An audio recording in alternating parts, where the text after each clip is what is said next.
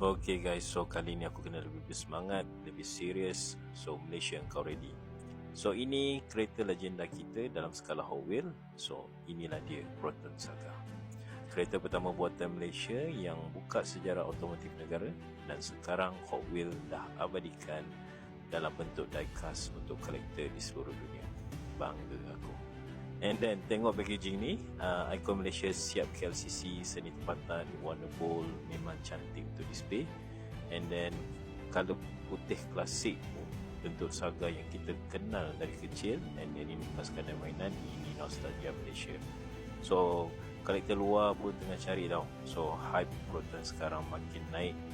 And then material dia menggunakan base plastik, and then upper dia menggunakan metal. So kalau kau rakyat Malaysia, Saga ni patut wajib ada.